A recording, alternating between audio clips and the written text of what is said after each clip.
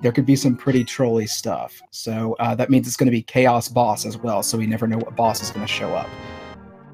And here we are off to a start. Both starting in Link's house, getting their 10 arrows, and both also heading straight up to Uncle. And a very quick map check from FEARAgent already, with a red crystal at Eastern Palace, a blue crystal at Desert Palace, and the green pennant at Tower of Hera. Quick eyes, man. I always miss Desert. I get Hera and I get Eastern. I always miss Desert. We're going to get to see our first tree pull.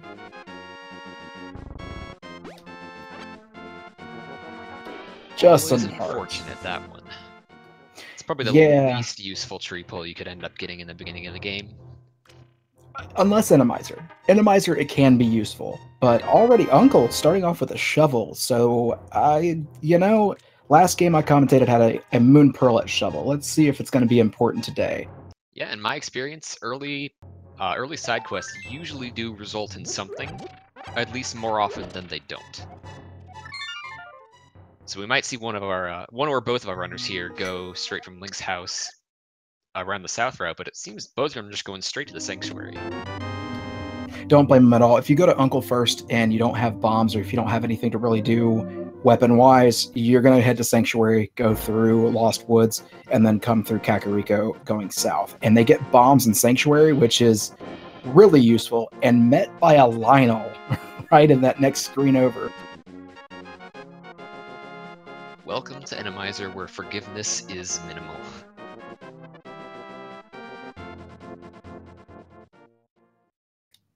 Oh, that is a rude firebar. They made it past it pretty easy. I can just imagine that being in just such a bad spot, and if you're not expecting it, if it's, like, parallel with the trees and you can't see it behind the trees. Oh, gross. It'd be even worse if it was a fire snake, wouldn't it be? Just be kind of like hanging out there until you walk around the corner and all of a sudden... Yeah, fire snake could actually, in those close quarters, be kind of hard to get past. But so far, all we are looking for is some sort of weapon, yep, that's what I was worried about. Trying to make it around. There you go, you're going to get hit. But they're probably not going to be coming back into Lost Woods anytime soon unless pedestal is required. We did pick up a heart container from the drop down in Lost Woods, though, which is going to be very, very nice early on in Randomizer. Yeah, I'll never complain about early hearts or an early blue mail. So what's going to be down here in Blind's hut? Usually there's some sort of value here because it's the earliest Sphere 0 stuff, well, Sphere 1 that you can get to. So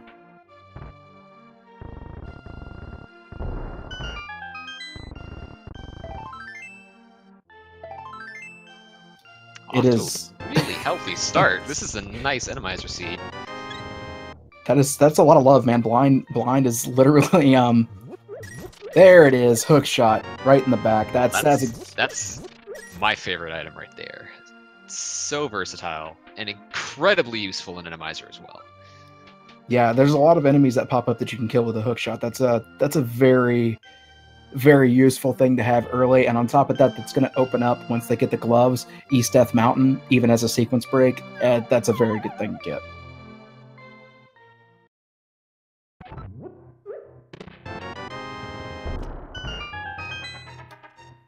Now, we're going to see a lot more. Bottle and Kakariko is always nice, too. Be able to check Sick Kid before we're having to come back later. But with version 30, you don't actually get your ammo upgrades anymore. So you don't get bomb upgrades or get arrow upgrades. It is all going to be normal arrows or normal bombs. You purchase for 100 rupees a piece your upgrades at what we like to call Capitalism Ferry, or the ferry that's over there in the Light World Ice Palace. And oh boy, here we have Chicken Hut, which usually in Randomizer is, or can be, pretty nasty, but it seems this one's not actually that bad. It is halfway vanilla, for one thing. Oh, yeah, I was going to say almost fully vanilla, just a mimic in there.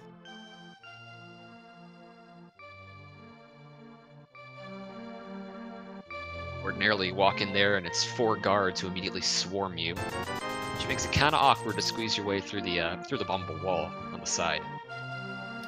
Very true.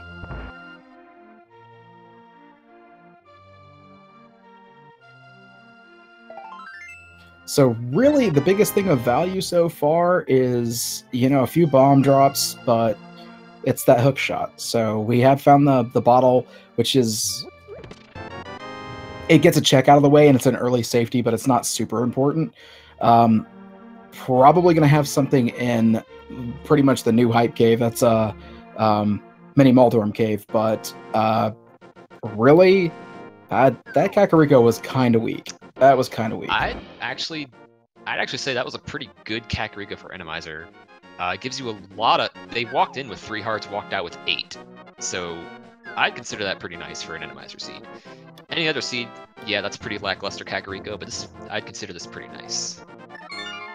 Okay, and we're getting our first amount of divergence here. Somebody's checking the shovel. FEARAgent's going for the shovel. Liam Atlas is just going to prove me wrong and go the other direction. So, never mind. It might have just slipped his mind for a moment, and then he kind of realized what he had done and just decided to go straight back for it. I mean, in all honesty, if not for the fact you were already south of Kakariko, it is pretty fast to save and quit and go back to your house. But in this instance, he is going to end up having to walk back or save and quit from here anyway again. So we saw how FEARAgent kind of took the lead there. So, and by lead, I mean he's just going to be making the check slightly sooner than Liam Atlas. The interesting thing here will be, are we going to see either one of these runners go to Agina's cave early? Both of them will probably go to Ice Rod. That's a very common thing to do. But taking that left trip to that annoying spot of Agina's cave it's pretty unusual for people to do.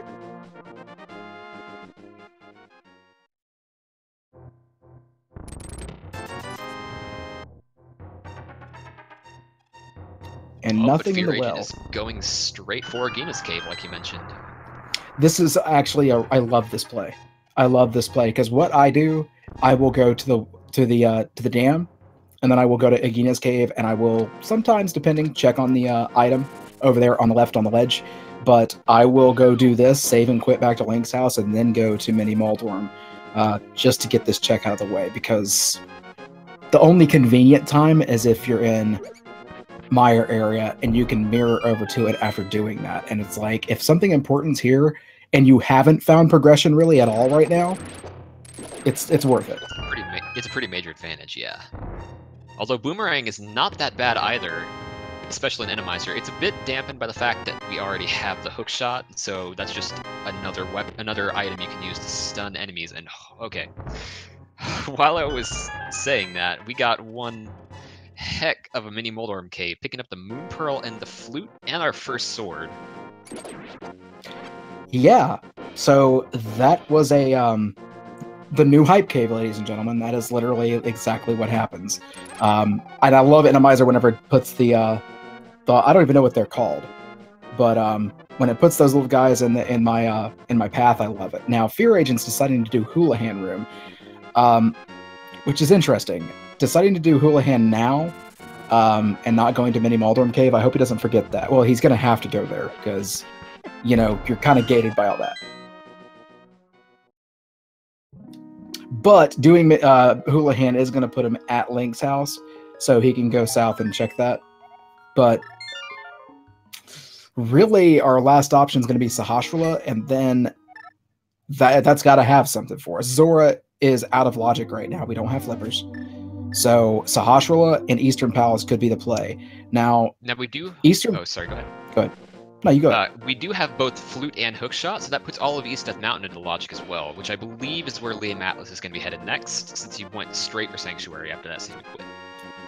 Yeah, flute debated me. Yeah, flute debated me, because I forgot that flute takes you up to Death Mountain, of course. You would swear I've played this game before, but, yeah.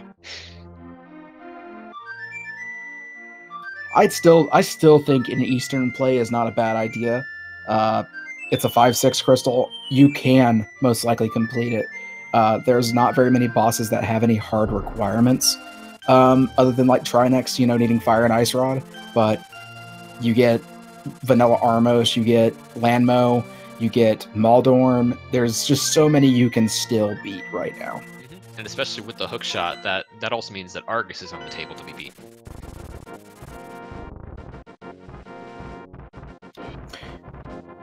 Deciding to go ahead and sequence break Old Man, I don't blame them. That save and quit spot's going to be very useful. FEARAgent fixing to do the exact same thing Liam Atlas is doing right now. Gonna go activate his flute and head on up to Death Mountain. As you can see, Randomizer doesn't always show you the enemies. We did see a green Igor, so that was one enemy in there, but it didn't look to be too volatile of a situation where all of those bats usually are. One good thing about the Randomizer, I think it's a mimic actually, now that I saw the glow again, but the one good thing about Randomizer for where those bats are located is not everything is going to hit you, but the problem is you can get the unfortunate side effect of rollers, and you can't see those in the dark. Right. So most of the time, that dark room is actually pretty tame in Randomizer, just due to the fact that most of the bats spawn on top of the wall, so the enemies that spawn in their place end up being completely stuck and unable to hurt you. With, like you mentioned, the exception of rollers. That's just bad luck.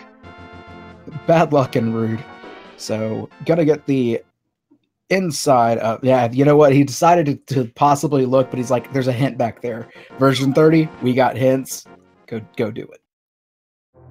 The meta has changed just a little bit around version 30 and the new hints that they've added.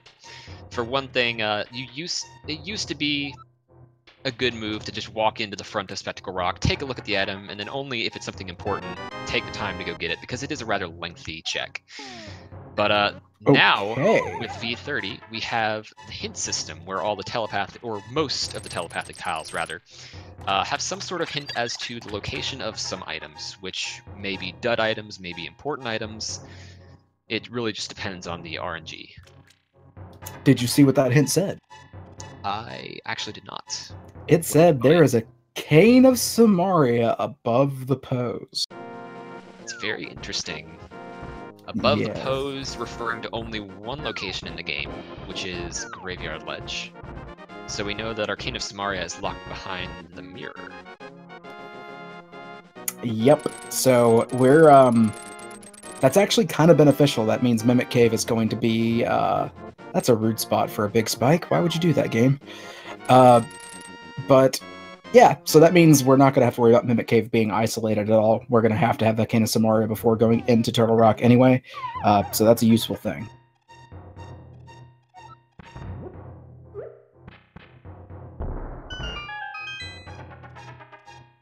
And here comes 7 straight checks that also have a lot of potential to be hype, given the current progression leading both of our runners to Death Mountain.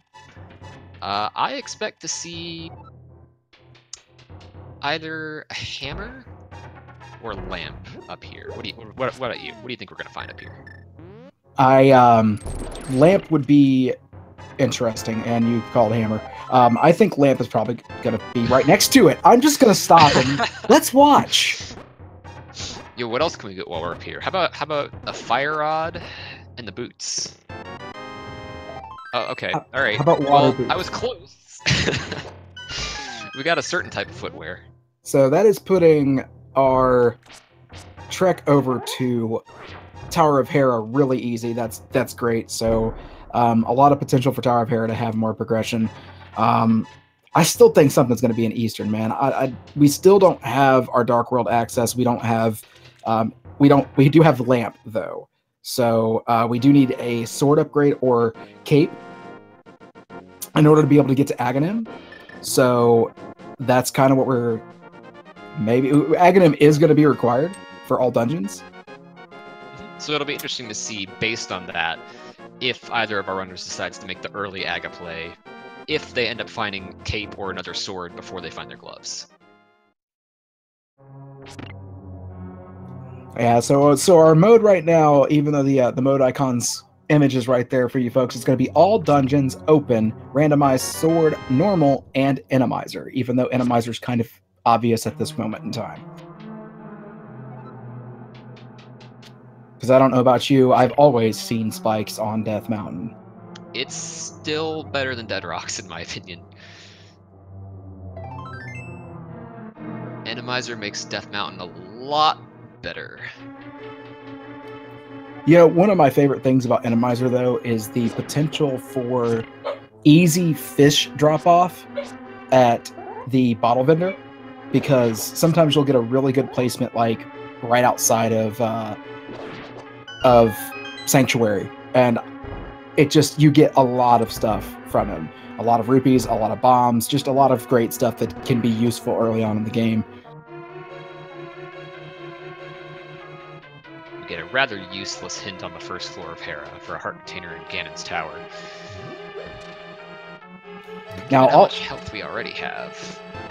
True. I was going to say, now with all dungeons, one of the things to note is that Ganon's tower can very possibly have one of the progression items we need for our pendant dungeons, because Ganon's tower does not have any requirements when it comes to the randomizer for the items that the pendant dungeons need. So, and we're still waiting on the Dark World access to see what our remaining 2 pendants are.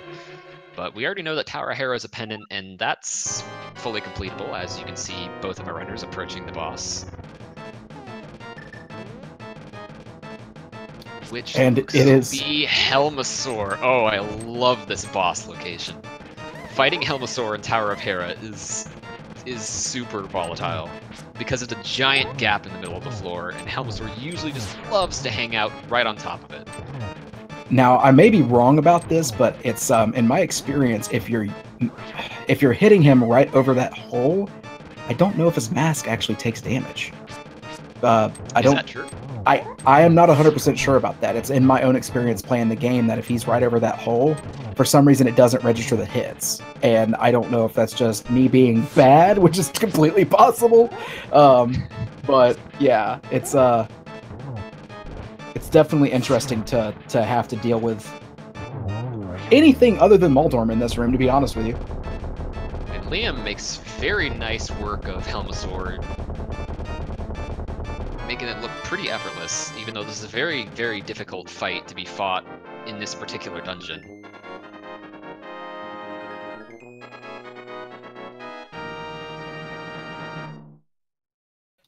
Yeah, you can also throw bombs at him from the top ledge. That's a little bit more difficult, though. You only have 10 bombs, and you can only throw it so far.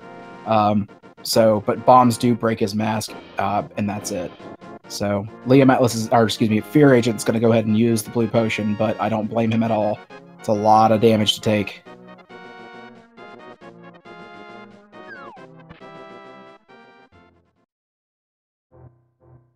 FEARAgent kind of struggling to find his footing against Helmasaur again. At this point, I would just start spin slashing. Oh, or get really close there. Beautiful. That was a bit risky, but man, did it pay off. Not taking a fall either. Very well done, FEARAgent. Even though you had to use that potion, you got through it and got your green pendant. So this works out very well for the routing as well. So they both have the green pendant. Neither one's been to Eastern Palace yet, so they'll both be able to turn that in on the first visit.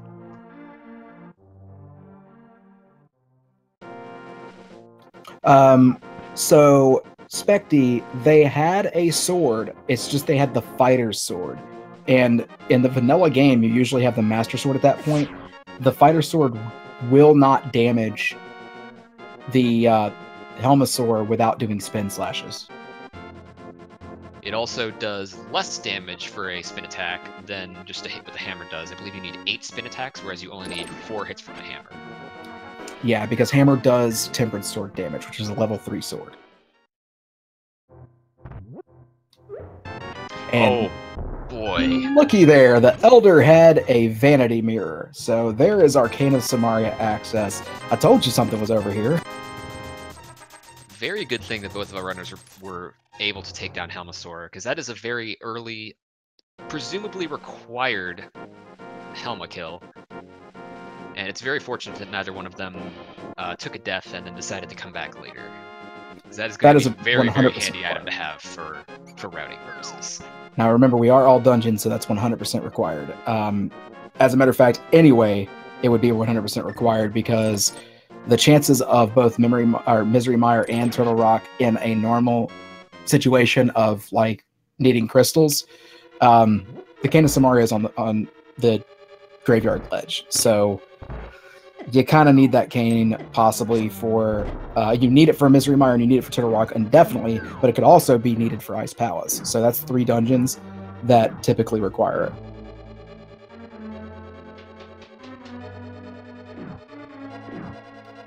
And with Randomizer, we should be able to full clear this dungeon except for maybe the boss. The boss could troll us.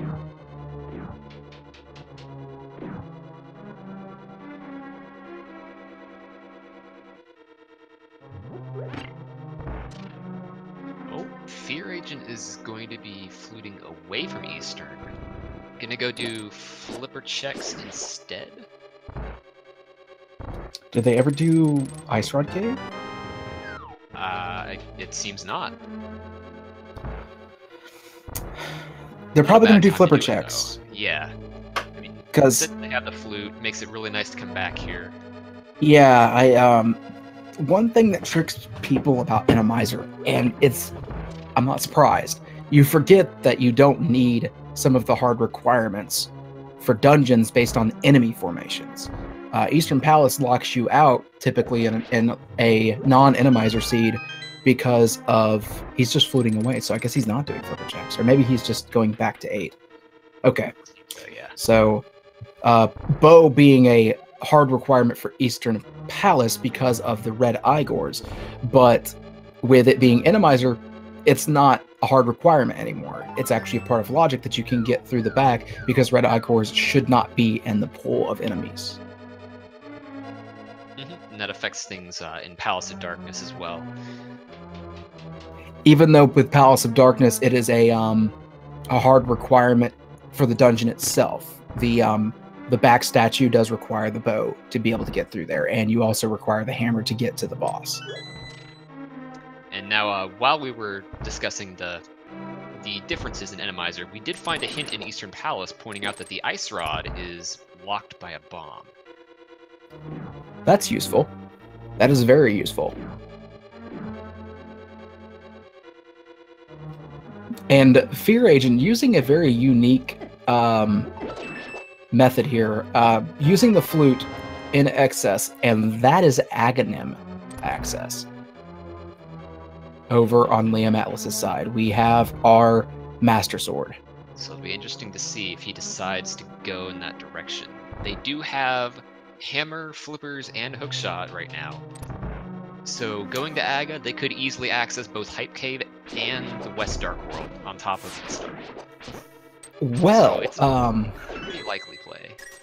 FEARAgent just found their Master Sword as well as Ether Medallion. So, yeah, that is a tempered sword available right now. We do have access to the ledge, and it looks like Liam Atlas is preparing for Zora using the knowledge.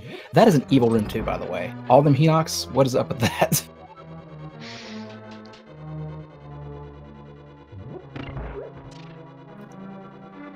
So, we're pretty much being pointed in Aga right now. And yeah, so that hint, by the way, that hint does not include the big red bomb.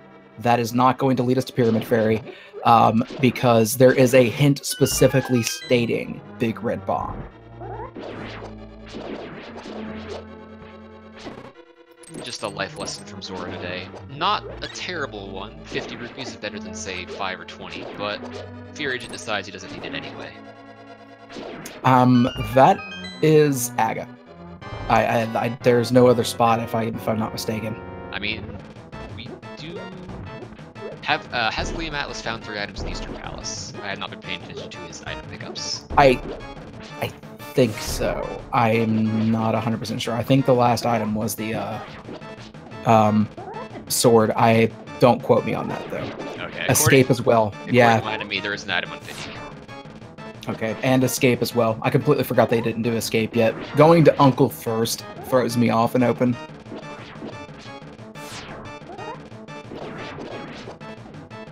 But Vitreous is I mean, another one of those bosses that's fully clearable. You don't have any requirements for Vitreous.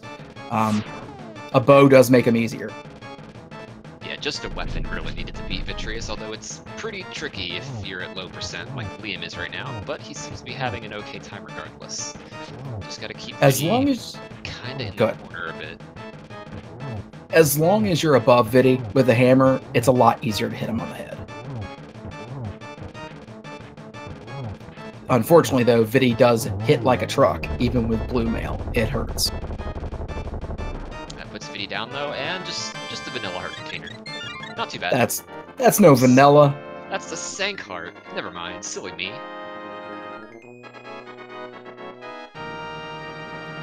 So yeah, that's leaving it down to where FEARAgent's at right now. Unless, of course, I'm wrong again, which is very possible. It is looking a lot more like an Aga seed now, though.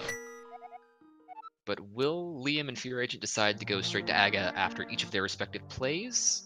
Or will they go back in the other's footsteps and cover what they've already done? Seems like Liam is definitely going to Zora. That is no doubt, because they farmed the rupees in Eastern Palace, so... But the good news is you can make it to the back of Escape right now. You can actually make it to the sewers chests, because we are geared for it. We don't have to do dark rooms. We also did manage to find the additional Hyrule Castle small key in the front, so the back of Escape is not glove locked like it sometimes can be. So we very well could find a glove back there. That's always so trolly to me whenever one of the glove upgrades is back there. Oh, yeah. That's a nasty hallway. Ooh, yeah, that's nasty.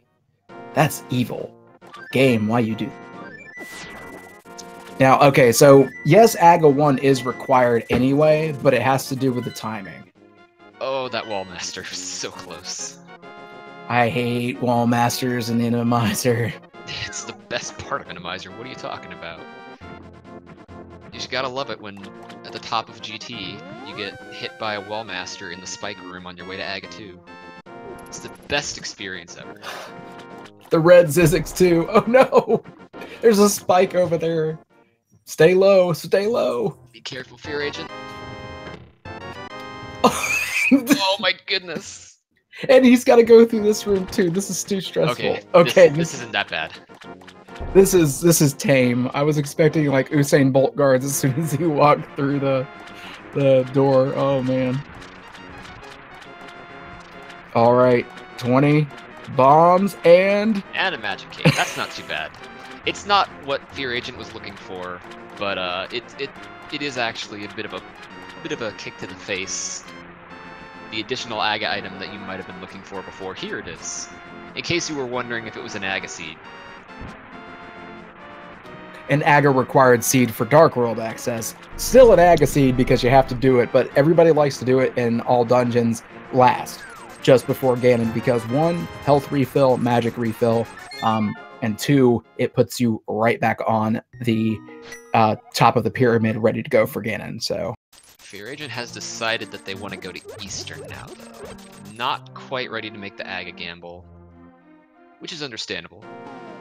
You definitely I would do this want to be able to do it last. Ideally. And that's going to leave Liam Atlas doing Agina with that flute. Checking the item up on the ledge there, seeing it's 20 rupees. Not going to be getting that anytime soon. Also a fish that seems to be very lost in the middle of the desert. The poor thing. I blame the birds that are typically there.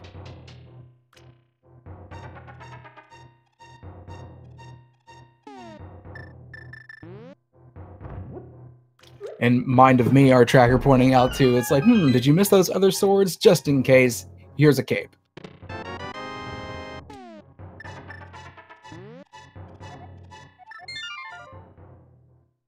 I believe that catches Liam up to all of the checks that FEARAgent has done. Except for Escape. So he likely plans to do Escape and then route that into Aga 1. Assuming he doesn't find his Dark World access, which we know he won't. Or does he have other stuff to check? I don't Or just really buying know. bombs. He's buying bombs. Buying bombs. So yeah, doing escape is Liam Atlas's routing worked out a little bit better than FEARAgent's in this particular instance, due to the fact that you don't have to go from Eastern back over to Aga. You're not going to have to do another save and quit. So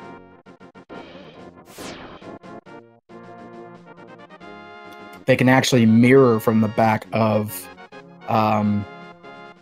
escape and go right back to the front and do Aga, so they don't have to worry about a long trek.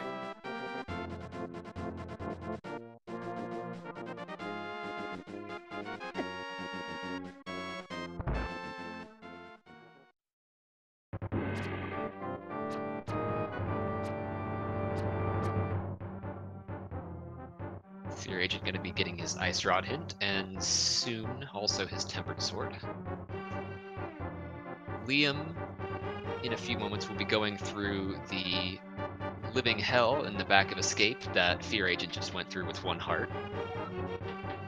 Yes, and made all of us clinch in fear because FEARAgent, you know. The puns.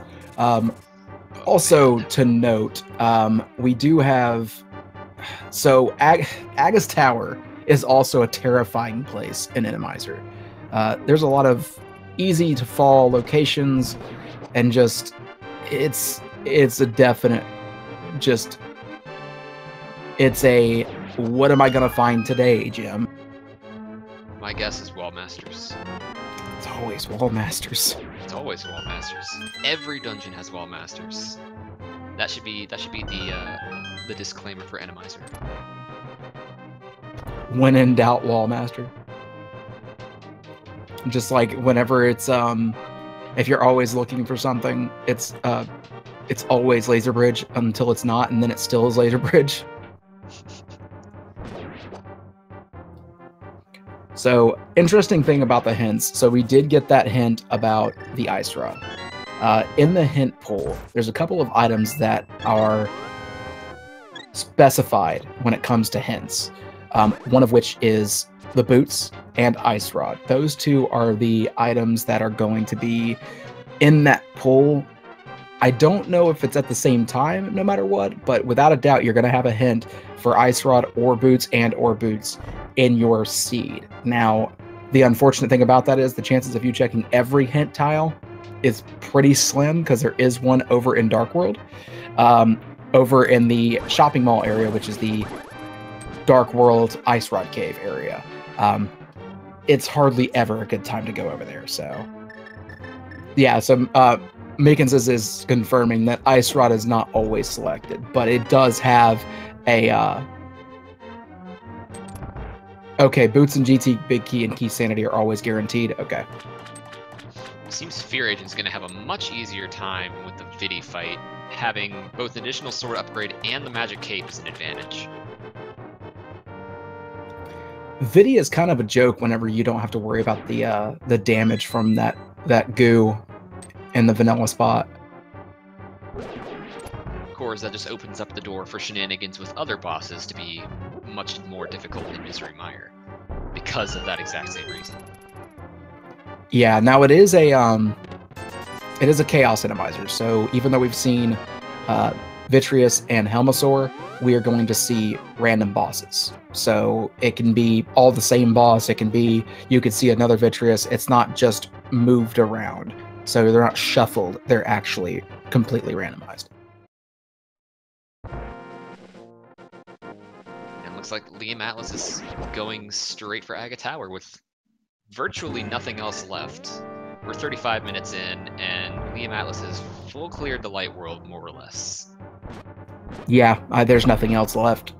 They even sequence broke Old Man, so I don't think there's anything else to check. Okay, there's one thing they can check.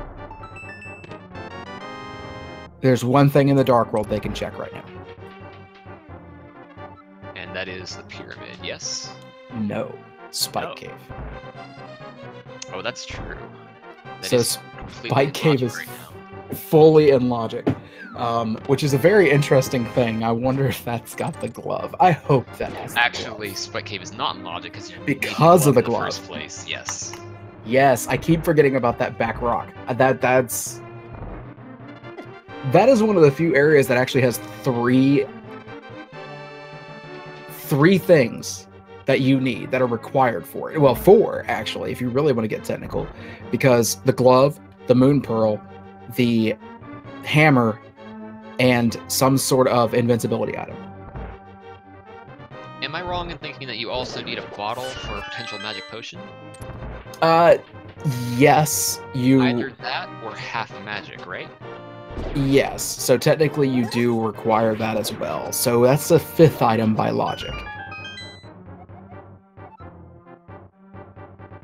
That is such a... That place, no wonder it's forgotten quite often. That's, putting that into perspective, like, I didn't even think about how many requirements that spot actually has. To be fair, you don't really think about two of them all that often. If you have hook shot, the bottle and half magic are like a suggestion. Yeah, more or less. It's still technically a sequence break, but yeah.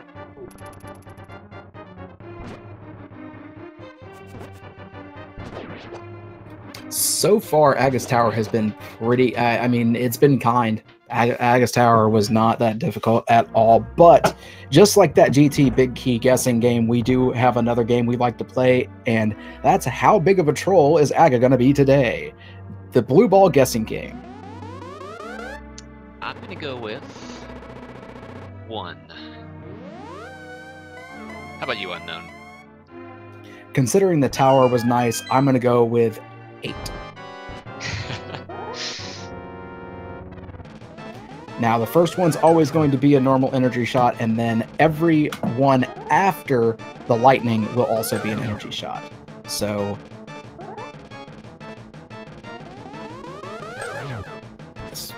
okay, then. Looking good for 1. I like it. Alright. That's just it. Just stop right there. No more blue balls, right? I mean, it's definitely a close deal. So he's going to have 1 energy shot here, and then I believe it's only 1 hit after this, so... oh, it's 2. Rip your guess. Unfortunately, rip my guess, too. As many as 7, too. That's 4. Man.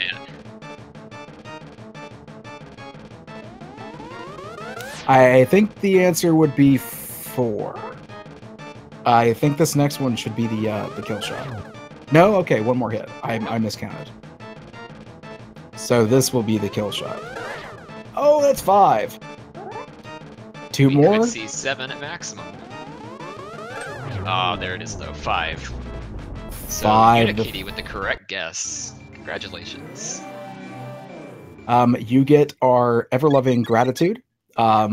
Unfortunately, there is no guessing game command for that. But what is on the pyramid? Is it our gloves? Unfortunately not, but not really too unexpected. They have so much of the Dark World open to them now. That glove could really just be anywhere. Yeah, with having the hook shot, they can make it anywhere they need to go. Just routing wise, it's a pain. They also have the hammer too to be able to go south, so they can make it pretty much anywhere. I don't think they're locked out of anything with their current setup. A glove just makes it that much easier. Although Liam is doing a very interesting play right now, going straight to pod, despite both Hype Cave and all of the Western Dark World being open to him right now. Yeah. Yeah. You know, who likes Hype Cave anymore? Right? It's always empty. Why even bother? That's what Liam's thinking right now. That's the way I feel. I have forgotten Hype Cave in recent history due to that same fact. And it's only whenever I haven't gone to Hype Cave that I'm like, oh great, now it has all my progression. Also, from FEARAgent, we just got a map check of the Dark World showing us that the last 5/6 crystal is at Ice Palace, and our remaining 2 pendants are Mire and Turtle Rock. So we may not see the Cane of Samaria until GT in this seed. Really? Really, you're gonna prove me wrong, game, and like, what are numbers? What is mathematics? They just probabilities are not a thing. You know, FEARAgent, I would have checked the map again too. So that is something we will have to look out for. We already have the flute for Meyer, despite it potentially not being a requirement for GT access. But that Canis Maria could be literally anywhere short of in Turtle Rock and on Vitreous. We know where the Canis Maria is at. Oh yeah. It's on, yeah. It could be literally anywhere, but it's a graveyard ledge. Yes. Because hints, that's why. I apologize for my short attention span. No, that's fine. Let me update you. FEARAgent's coming into pod. Liam Atlas is already in pod. So they've already cleared 2 dungeons. They just did Aga.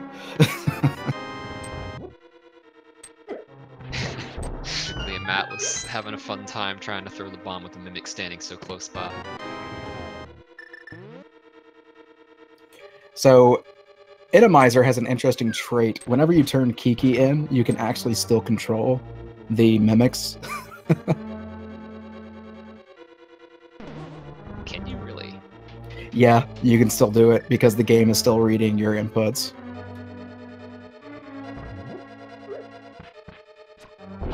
And yeah, so the modes that we have right now, that is the icons that you can see up there, but this is all dungeons, open mode, randomized swords, normal, and Randomizer. So I like FEARAgent's route because with bow side being open, you don't have to worry about having the bow. You can route it a lot easier with doing this method rather than the one that Liam took, going bow side right away. Because once you're done with this, you're going to be right next to the portal to be able to go right bow side anyway and come back around and do the backup pod.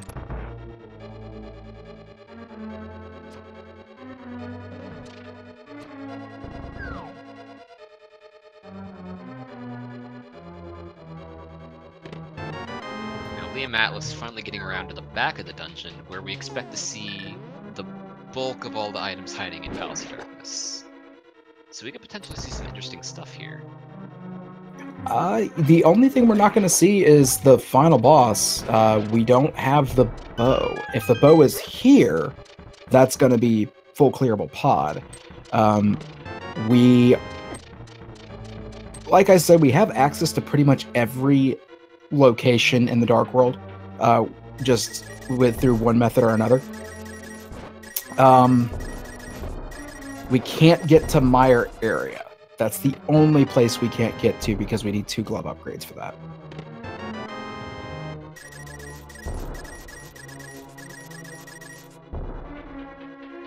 We can't go. We can walk into Ice Palace, but we can't get past that first hint tile because we don't have any kind of fire source other than the lamp. FEARAgent having a little bit of a brain fart, started working his way down bow side, then remembered that you need the bow and or a potion to get back there, then remembered that it was Randomizer, so he had to come back here a second time. And then remembered, oh yeah, I'm in a match right now.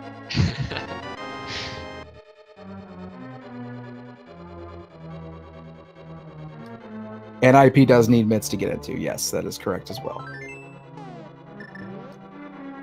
I'm all sorts of misinformation today. I don't know why I'm so bad at this stuff.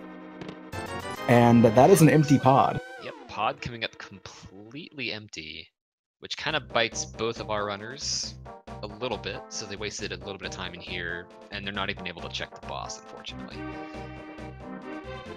So fortunately, it's not going to cost either of them too much time because they both ended up doing this. But it's interesting that they both decided to come in this direction. FEARAgent going for the hammer yump though. Very, very quick setup. Very well done.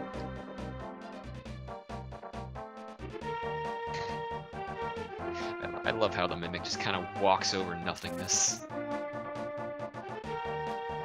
Yeah, Randomizer has some interesting interactions whenever you have the birds, and they'll end up in nothingness and just kind of walk away.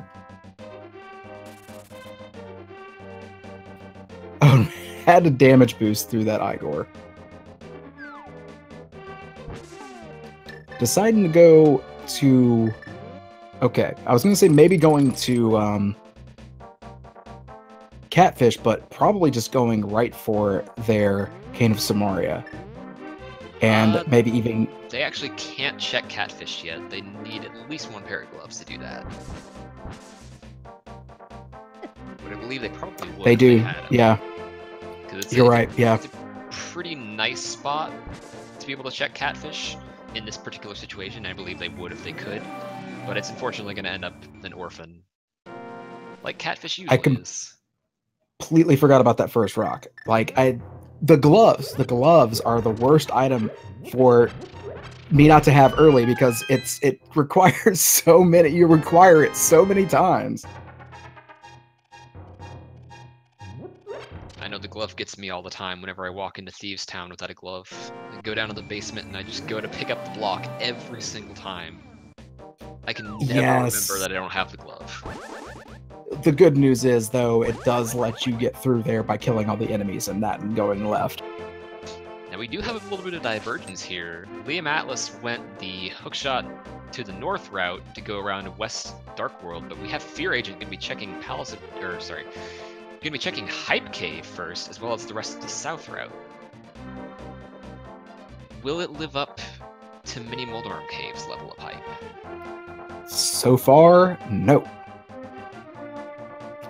Okay, we're going in the wrong direction. Can we get something? Ooh, we got an Ice Rod. So there's that bomb requirement. Ice Rod right there. 5 out of 10. Yep, that Ice Rod saved it. One, like, single-handedly made it relatively hype.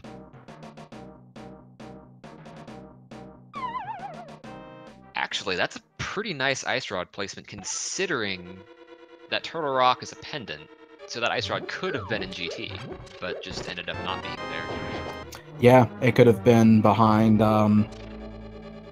it actually could have been Rando Room, or I think that's like the most obvious bomb requirement in GT. So correct me if I'm wrong though, but at this point there's no progression left that could possibly be in Ganon's Tower at this point. Let me look at that. As far as pendants are concerned, that is correct, it looks like. Because of what we have, like Turtle Rock's requirements, what was that hint? I just missed it. It was the Misery Mire hint. The map and one other thing that I missed are Firelocked and Mire. A map and a compass, so there you go. I actually like this play by FEARAgent, though. We've got a Skull Woods check from Liam Atlas that they cannot full clear right now, and we also have a full clearable dungeon, except for possibly the boss, from FEARAgent. So there could be something really useful back here. The only thing FEARAgent needs to find in here to ensure that he can defeat the boss regardless of what it is the Fire Rod, because that is the only thing we're missing. Having the Fire Rod would allow us to defeat both Trinex and Cold Stare. Or Bombos for Cold Stare, so that would also be useful. Oh, True Siderette pointing out in Twitch chat, you are correct, this is Randomizer, so that Ice Rod may be for more than just potentially Trinex and TR, because that could always end up being a different boss entirely. Yes. So with Fire Rod being a hard requirement for Skull Woods, yeah. So like Fire Rod is like it. Okay. So there is one thing that could actually be in GT that we might need at this point. Bombos. Bombos. That is because true. Yeah, we could. You've got it for Mire and TR, so that's the only thing I can think of.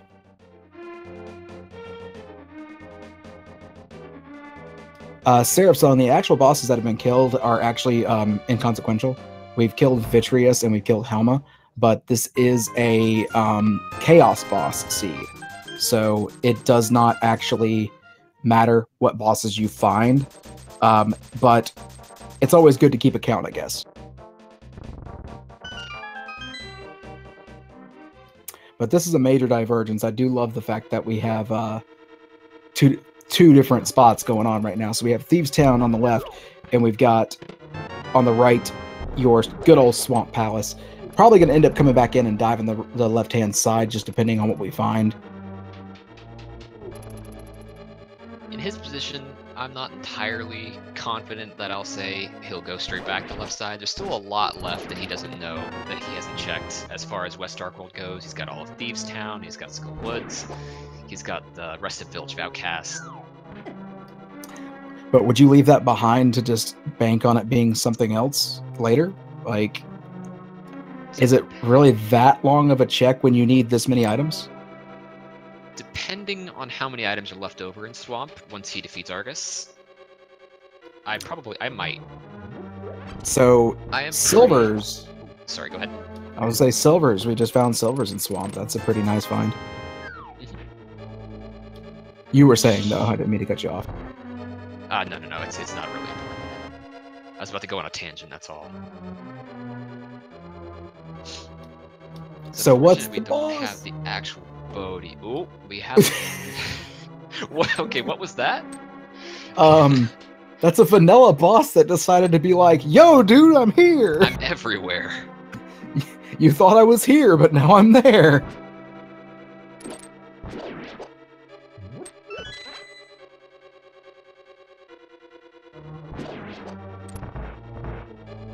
I've seen weird boss interactions whenever it's not vanilla, but what we just saw was a dust cloud of Argus puffs. That's what that was. So I believe that is a guaranteed 2 items on left side. Either one item leading to, or meaning I think the big key was not found. So I believe you're correct. Does that just say a unique item is above the post? Did it really just do that?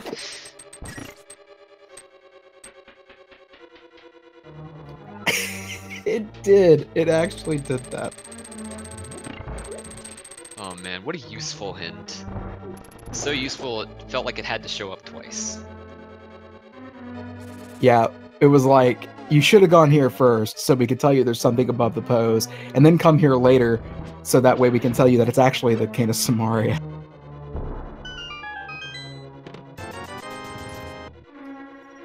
Alright, so we are going to get this left side check, which everybody's excited about.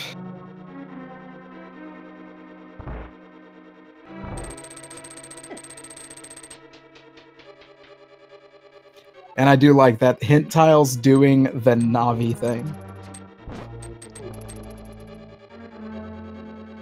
Also, on Liam Atlas' side, we are seeing some pretty nasty enemy layouts in the back of Thieves Town.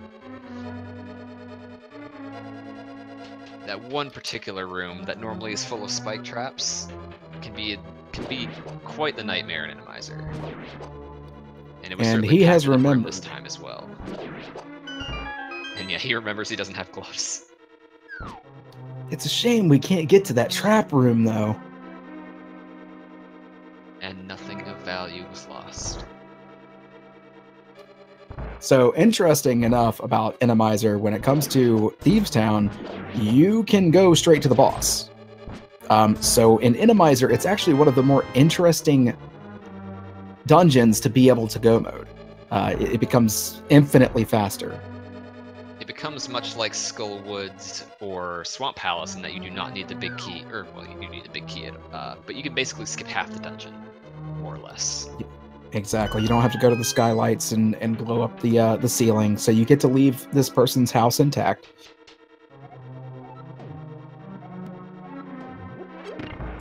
And Liam Atlas getting the rude treatment, getting called a jerk twice. Oh, it's Landmo. He got confused.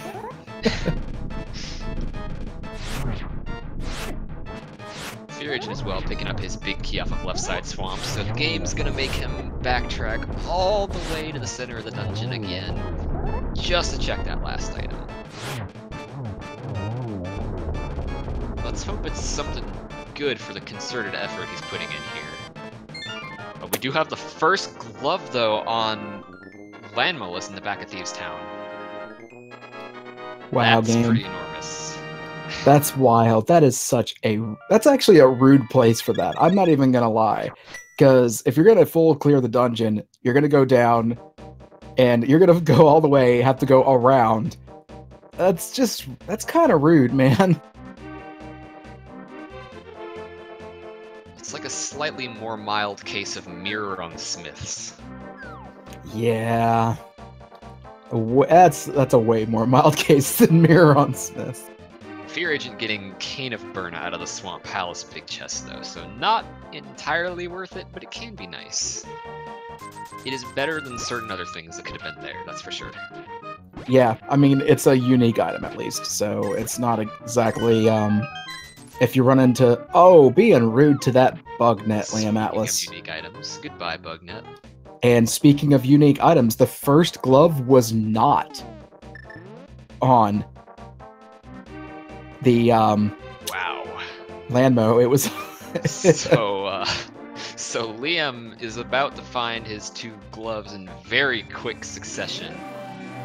So that's actually really useful for Liam, because they're going to be able to do... This is unfortunate for FEARAgent. So they're going to be able to do the dig game. They're going to find their Bugnet, but they're not going to be able to go up. So Liam is going to find their mitts, be able to come back and do the Smith chain if they want, or start it.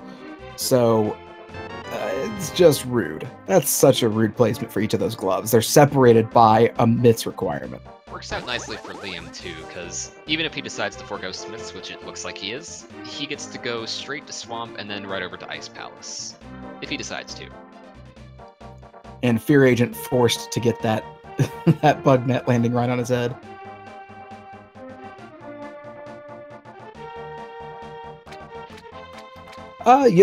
Clever routing from FEARAgent. Even though it's going to be a little bit of a walk, they're going to be able to flute right to 3, walk around, and go into Village of Outcast from that direction. So, pretty clever routing.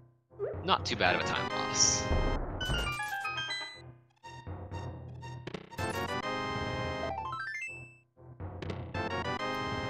And that book was in Thieves' Town. I believe it was in Thieves' Town, yes, in the front. So, yeah, Village of Outcasts. Actually, I think it was Village of Outcasts in the Bomb Hut. Oh, yeah, I think I remember that now. So Liam Atlas could also decide to go over towards Desert Palace, following Swamp Palace. So he could go either left or right. He gets his pick of the next dungeon. So I actually think I like FEARAgent's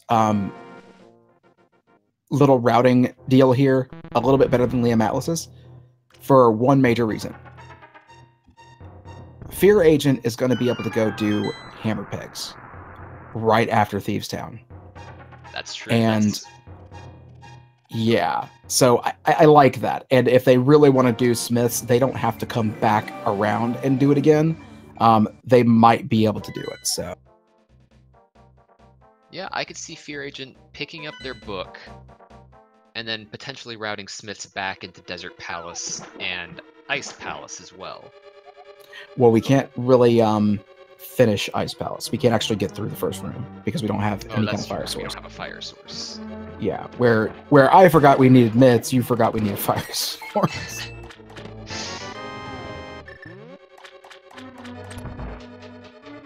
Because unfortunately, the first Freezor in Ice Palace, even in Randomizer, is no different. Yeah, they do not enemize the Freezors. Anything that's like stuck in a wall like that is not enemized because I think it actually messes with the code. It actually hard messes with it. Similar deal in Swamp Palace with all these.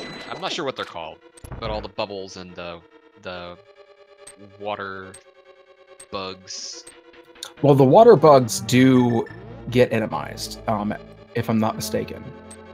I believe they can show up in other locations, and in Swamp Palace specifically, they can kind of like morph into the wall on occasion, which is pretty weird because then you just see him just sort of slide diagonally off screen.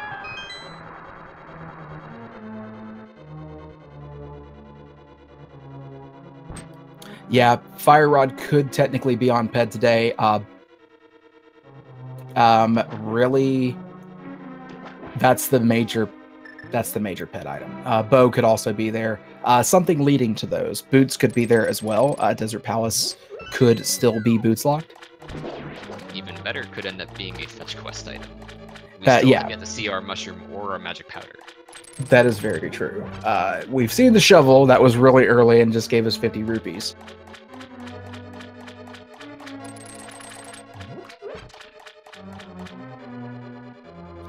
So, I mean, the Fire Rod could very well be, and I think both of our runners have red mail now. That is correct. Yeah, I just realized on FEARAgent's side that it was a red tunic, and I'm like, is that the blue tunic sprite? But, yeah, so in epic fashion of V30, the key could potentially be under the mat for Skull Woods, and the fact that Fire Rod could be right over there in Hammer Pegs or Smiths. Also, we are going to see FEARAgent jump straight into the boss fight of Thieves Town. Not going to go check the attic or the basement. I like this move. I like it a lot because, in all honesty, with what you got in the front, you got a lot of items. It was a pretty front-loaded Thieves Town. You're kind of just banking on it being map and compass. There's really nothing else in there. And he's going to get another item. I think he pretty much knows that it's going to be yeah, I could he's going to be that. Definitely see him just skipping on the rest of Thieves Town right now. And I don't believe there was anything of value in the back. So he will just get his mitts and he will be gone. Now, I don't remember Liam Atlas checking the big chest, because when he was there, he didn't have the small key. Oh, no. That's because the small key is locked. That key that FEARAgent had was to be able to go up. That's what confused me. He just grabbed his key from the skull pot just south of the boss room and then did not use it on the door. Yeah, so that's exactly what it was. That's what confused me. So, Liam Atlas also catching Argus with his pants down. Quite embarrassing for our puffball. Ooh. That is those are rude enemies to be over here by the hammer pegs, because you gotta hammer all of them. It's actually worth killing them.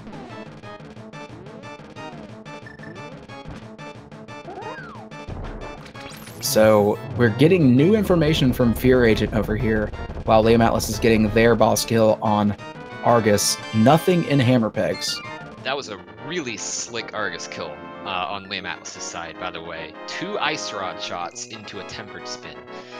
Ordinarily, you'll see 2 fire rod shots because those are much faster, and it's much easier to get the timing right for that quick kill on Argus. But ice rod is extremely tricky to pull off. I just wanna give props there, because that's a really difficult trick. Yes, it is. It is a very difficult trick, and it's always fun to see that. Now, FEARAgent is picking up their first fetch quest past the shovel. So that's the Smiths holding on to the mushroom. What's going on, Smiths? Is there something we should know? And don't tell me the magic powders and purple chest too. Oh, okay. That would have been amusing, but we know where the Cane of Samaria is. Unfortunately, because he didn't go get the Cane of Samaria first, they're not going to be able to sequence break, and they're going to turn the mushroom in. Are they going? They didn't save. So that is going to be a rip sequence break.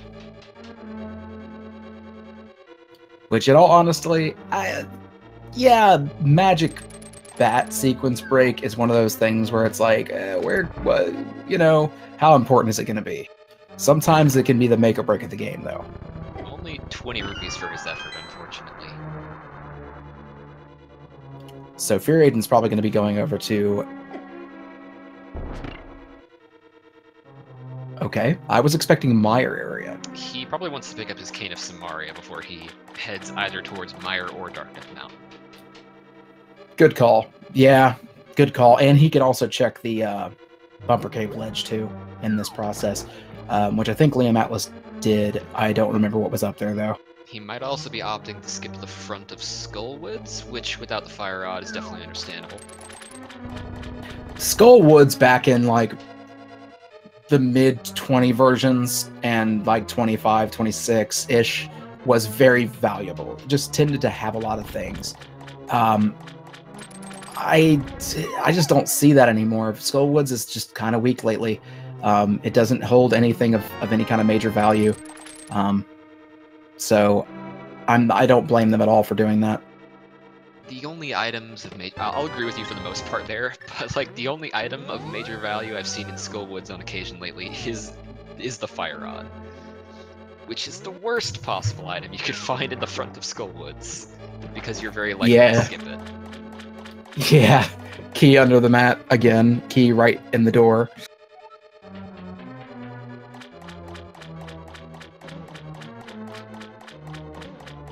You know, it's funny. In Hyrule, you have the locksmith that can open up chests, yet the blacksmiths can't seem to open a chest either. What's up with that? Come on. FEARAgent's probably going to be heading right over to Meyer now, as you pointed out very astutely that why leave your cane behind whenever you need it for Meyer anyway, and you just need to know if you have access. And speaking of cane, Liam Atlas picks up his opposite cane of the blue color. As a matter of fact, that was synced opposite canes. We will also be getting our first Bombos check, potentially into Desert Palace. I missed what that was. What was the requirement for Meyer? Oh, I missed the Meyer medallion.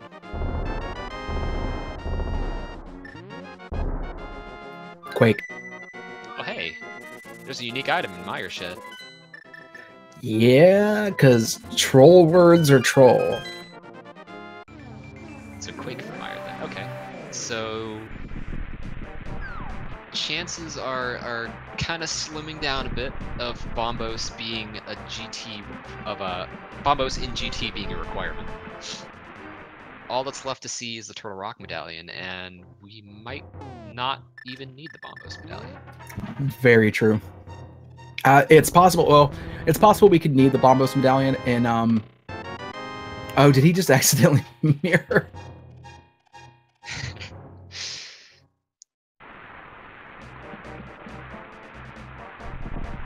If I could literally count the times that I've done that. It's always fun when you forget to switch off of the mirror when entering a dungeon and then accidentally use it. So arrows and a heart container are required the big red box. So no pyramid fairy today. Additionally, the big key on the Torch of Desert Palace means that this is a boots required seed. Yeah, and we already have one item from Desert as well, and that is the bombs there. So the small key is going to be in the big chest. You know the boots aren't going to be over there. But what are the items that could be over there that would just be unfortunate? Like Bombos, Fire Rod, Bow. This might be one of those times that I think about stealing that key.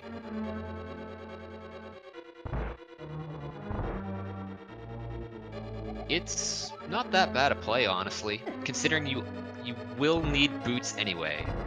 Desert is hard boots locked, so you can't just take the big key and go kill the boss and gamble that there's nothing else in Desert. I would agree with this with the play to steal the small key right here, if either of our runners decides to make it.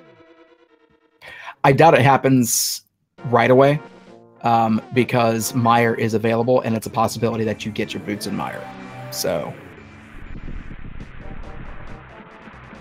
like, that's a big possibility. We know a map and a compass are on the fire side, so we're not going to get any major cutscene there. That's going to be useful. And this first room is always a pain in Randomizer. Like, and on top of that, that fire bar being there, that's fun. A little rude, to say the least.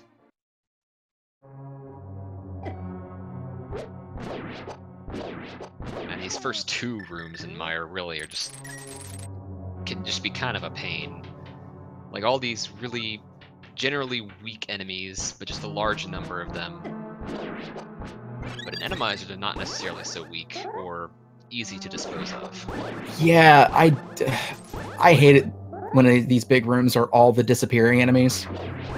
And it's like they decide to take the coating of the, which, by the way, the sync on these two. Now, we're seeing on Liam Atlas' side, you could actually kill these enemies while they're not visible using either the hook shot or sword beams, which made that room go a little bit faster for Liam than it did for FEARAgent. So using that knowledge pretty well. Now, Liam Atlas does have the mushroom, too. So, yo! Oh boy, that's a fire rod. Definitely worth the dip. Even though it's not really a dip, it's a full clear. Yeah, I mean, it's definitely a full clear now. There's nothing stopping us from beating this dungeon. The only thing that would have stopped us prior is if we didn't find Fire Rod and it was Trinex, or Cold Stare. Oh yeah, now that you mention it, that does give us the capability to kill every boss we come across now. So no more worries about getting to the end of a dungeon, finding a boss we can't beat, and then having to come back later. That is not going to be an issue in this seed.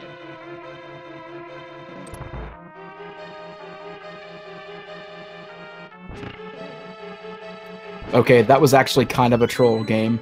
You put the the enemy you have to wake up right next to where you usually get the key, and it's not the one that has the key.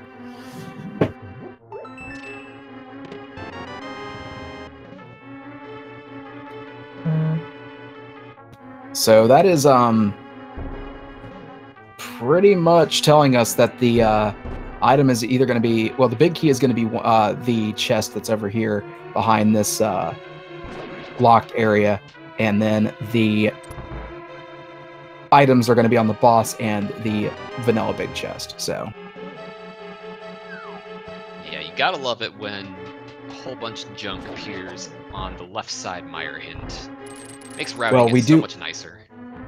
So we might actually get the item here, which is just a key. So yeah, the item's going to be on the boss. I forgot we got the fire rod, which, how could you forget that? We just spent like a couple minutes talking about it.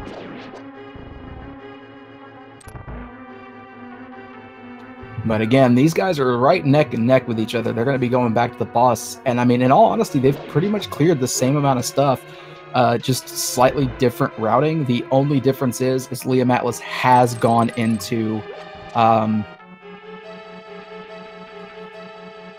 Skull Woods and FEARAgent hasn't, which really at this point is an inconsequential difference. Now, one thing FEARAgent also did not do that Liam did was the basement and attic of Thieves' Town. So that's potentially weighing on FEARAgent's mind right now as a location where something might end up being. I don't think there's any. There was I don't think there was any items back there. I think it was all dungeon. Was it all just map, compass, and small key? Yeah, because the small key was locked behind itself, so it was a 1-for-1 key logic, and the map and the compass was both the top and the bottom. Well, that's a really nice Thieves' Town then. I didn't even notice. Yeah, I'm pretty sure that's the case. I'm not 100%. I know for a fact that Maiden's chest was a dungeon item. I didn't catch what was actually in the attic. And that may have been the reason FEARAgent did the routing they did and decided to go ahead and get the boss, because if it was the last item, then they didn't have to worry about anything. Yo, Armos Knights. That's a fun boss fight, no especially without the bow. And one thing alright, so Liam going for fire rod strats, that's pretty fast too. FEARAgent just gonna be slashing away at him, it seems. There's a number of ways to deal with Armos Knights. Bow is definitely by far the fastest, and some can be painfully slow if you're familiar with the boomerang method. Oh, I'm very familiar with that. That's actually my favorite method. But you never really consider how much of a pain killing Armos Knights is until you don't have the bow. Yeah. They're the most pattern reliant boss, but you know what? So this is going to be a double dip of Skullwoods for Liam Atlas. I can imagine Skullwoods is probably on their list to go to next. And while they're there finishing that, they can actually pit stop and check our favorite item location. And by our favorite, I mean chat's, because we know how that works.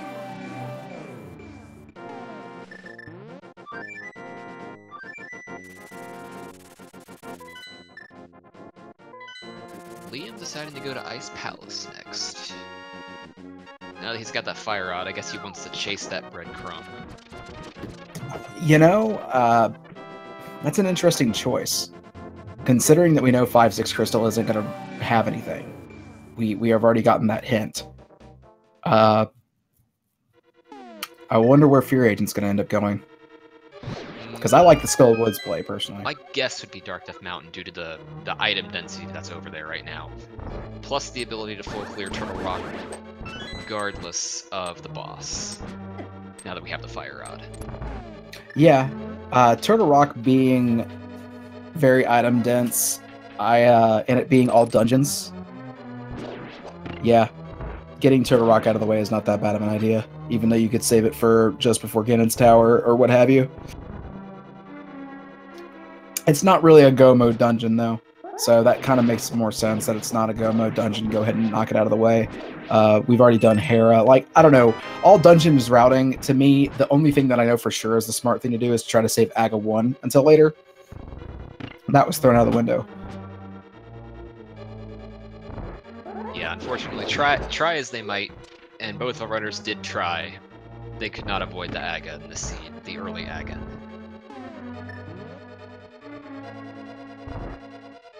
And believe us, they tried. They full cleared as far as they could go. And neither of the tablets have anything. The only use the book is going to give us today is knowledge of what's on PED. If they ever check it. Oh, the boots are in Super Bunny Cave from the second hint in Ice Palace. And guess where FEARAgent's at? What a lovely hint. At least Liam knows where he's going after Ice Palace. And FEARAgent knows where they're going after Super Bunny Cave. Fast. Oh, that is a nasty spot for a chomp. Oh my goodness. That really is. Randomizer, why? That's so bad. He's literally just chained to that rock.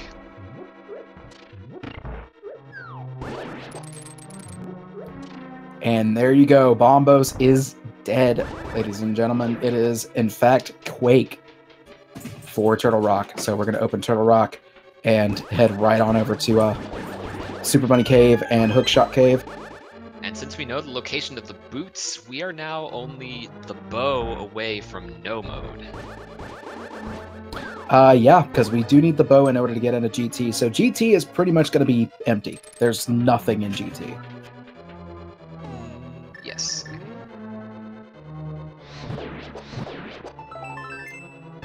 Da-da-da-da! FEARAgent getting his boots, he's going to be incredibly happy to have those. Every runner is. I have yet to meet a runner who is not happy to have their boots. Any runner facing Annie. Okay, that's a good point, actually. Anybody facing a runner who can hover might not be so happy to see boots. Okay, that's a rude spot for that. Game, why? Yep. the spike in that spot. And wow! FEARAgent recognizes immediately. He is in go mode. 1:18:58. All dungeons go mode. All I have to say Mountain is what? Absolutely the best play he could have made. Like, wow. All I have to say is what? That's pretty crazy. Yeah, you know, I still would have probably checked that last one for one reason only. Half magic. Half magic, that is a good point. Also, potentially, you can get your level 4 sword, which isn't a huge boon, but could be nice to have. I will say this, though. Maybe not. Maybe not. Because that was a tough chest to get to with the fact that the stupid anti-fairy was sitting there. Like, why are you gonna end up fighting that, you know? Whoops. He's doing a slightly different method there. Okay. I can't count the amount of times I've missed my fire rod shots on that. He's got to be careful, though. He's taking a lot of damage. In fact, it's probably just a better idea to Death Warp right here. Maybe. Yeah. Or not. I actually think that would be a good idea, unless he has a fairy that we're just not aware of. He does have a blue potion, but kind of no reason to use use that that situation.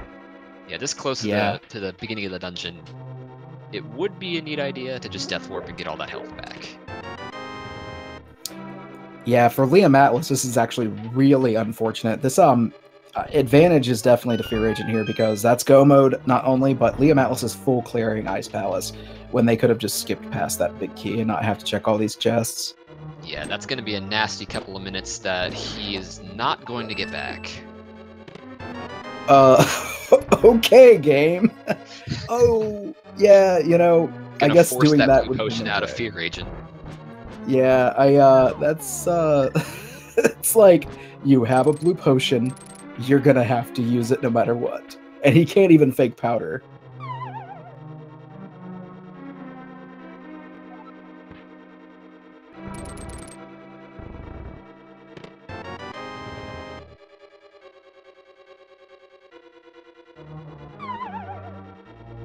Yeah, I do agree that, you know, if at the point that you that you're looking at NMG strats with Ganon's Tower and things like that, and for Ganon, it's fine to not have to worry about something like half magic or what have you. But for one, look at where Liam Atlas is right now. If he lands down here, he's going to have to burn a potion immediately because he doesn't have enough to be able to kill Cold Stare if this is vanilla. Oh. Nope. The really simple 3-eyed Moldorm. Yeah. This is probably like the hope, though. The really ouch. I mean, this room is super easy for Moldorm. I think the only that room's easy for Moldorm. Of course, like Eastern Palace is pretty easy for Moldorm as well. Believe it or not, another easy room for Moldorm, Skullwoods. Yep. He kind of gets stuck on the conveyor belt and just sits in one place, and you just kind of wail on him. It's a lot simpler than you would think it works out. And ew, the rollers in the Turtle Rock Dark Room is so rude. Yeah, there's no dodging that. He could use his cape or his Cane of Burna, but kind of want that magic if you're gonna use either one of those for Laser Bridge. If you can get laser skipped, then it's okay. What is with this rude Turtle Rock? Usually it's Pod that does this, where the spikes are on like the short hallways. But Turtle Rock today is just like, nope, you are gonna have to deal with me no matter what.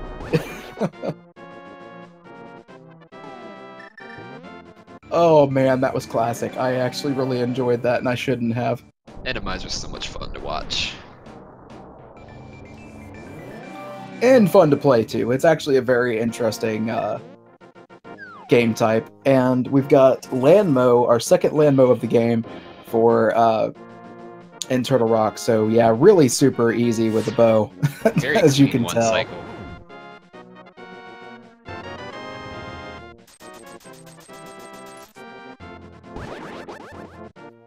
So FEARAgent, you wanna go pull pet? Huh? Do you?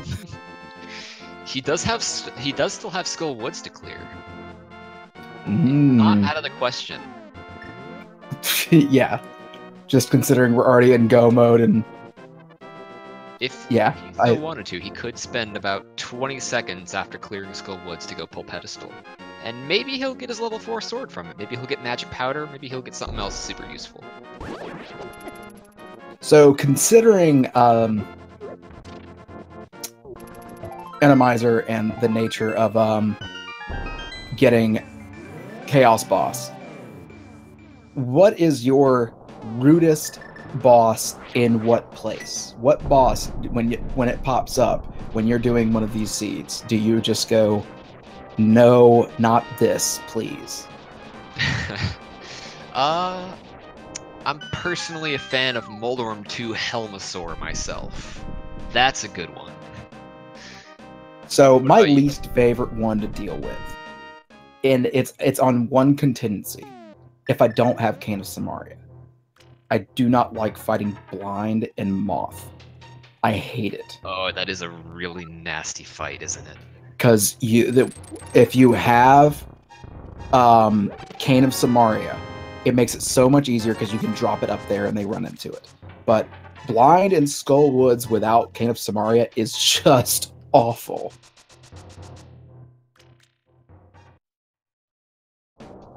Would Cane of Burna work just as well in that fight? I've never actually had Blind in Skull Woods very often. It's not as easy to do because the fact that the floor is moving, going up and standing next to the spikes is such a pain, because if I'm not mistaken, you still take the knockback, but you don't actually take damage, so you still take the knockback from the spikes. And Liam Atlas doing the same thing FEARAgent did, by the way. that immediate right turn at Albuquerque right after the bow. Wants to be out of there as soon as possible to get moving on with the dungeons.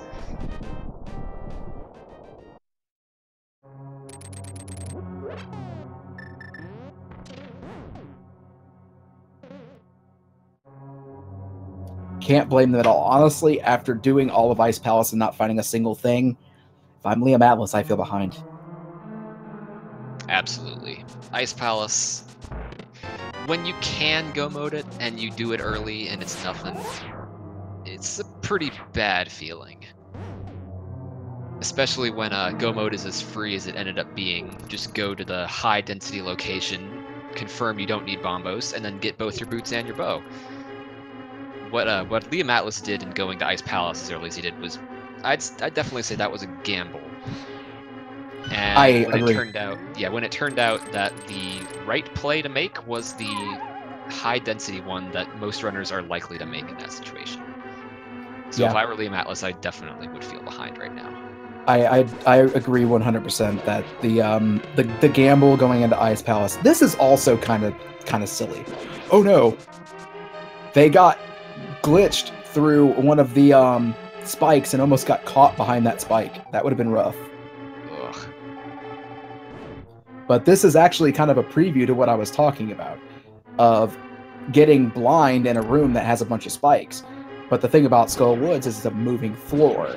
So even when it moves down, yeah, you can hit the head easier, but you also have to dodge heads in a confined space while being forcefully moved around. Ice Trinex is ridiculously stupid hard too, but it is way just, I don't know. Yeah, Blind and Skull Woods seems just like more common to me. Speaking of Ice Trinex, that could very well be a bit of a block in our runner's road right now, with no half magic, and I believe both of them have used their only safety, their only blue potion. Or no, okay. FEARAgent went and got another one, which is probably smart, because if you run into Ice Trinex in the gauntlet without half magic, unless you're really, really good at that particular niche fight, there's a good chance you're gonna miss enough of your shots to run out of magic completely, and it's never a good feeling to have to go all the way back through just to make it down to Trinex to essentially try for a second time. Yeah, exactly. I completely agree. That is a very good thing to point out.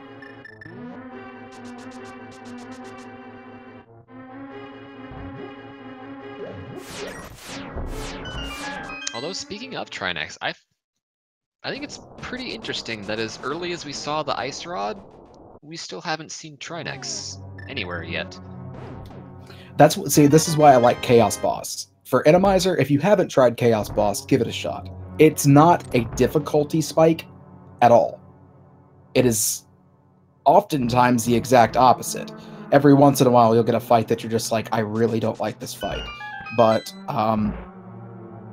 you could get all Armos, you know? You could get all Landmo. I had one seed where I got all Helmasaur. I got like 6 Helmasaurs, and I'm like, this is the Helmasaur seed. I've had a couple of those. One with like 7 cold stares and one with 6 Vitreouses. Oh. Those are the most hilarious ones, where it's like more than half of the bosses end up being the exact same thing, and it's just great. Yeah, Chaos Boss is such a fun mode. I love it. Even if you don't, and the great thing about the website right now with V30, you can really customize your experience on Randomizer. You don't have to go full on Randomizer. You can do just Chaos Boss. You don't have to do Palette Shuffle, as you see here. You don't even have to do Chaos Boss or Boss Shuffle. You can leave all the bosses in place, and you can do just normal enemy shuffle. You can mess with the damages of the enemies, with the health of the enemies, which it's normal in this particular mode that we're doing. So there's a lot you can do that's just super unique and allows you to customize your experience. Absolutely. Unfortunately, for this particular tournament, or at least for group stages, I'm not entirely sure if it's going to be enabled for bracket, but for group stages, stuff like damage, randomizing the damage is turned off, unfortunately. Yeah, so I know they're adding expert and bracket. That's like the one thing they are going to be adding as an option, which a lot of runners are very excited about. I do not know about the Randomizer settings. Yes. I'm the hoping they is the only one I'm aware of at the moment. I'm with you. I do hope they add. I hope they add not the max setting, because in all honesty, you can throw chaos damage out the window. I hate that mode. It's awful. Personally, I can't wait for bees to be enabled in bracket. That's gonna be a lot of fun.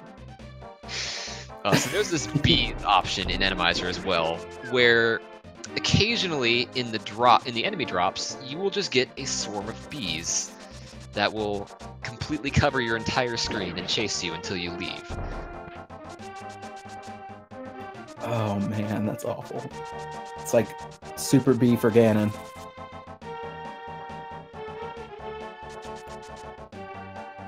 So Liam Atlas going to be going through and doing Desert Palace probably right after this. That would be my choice. Desert Palace would be the easiest one to go to probably right now. Yeah, FEARAgent currently 1 dungeon clear ahead, and only a couple of really quick dungeon clears remaining. I guess it doesn't technically matter. I just felt like Desert Palace was easier to get to, because you knew where the big key was already. And, well, I guess neither one matters. I don't know. Yeah, you're just basically gunning straight for the boss door in either one, because you know where the desert big key is. You know you don't need the Skullwoods big key.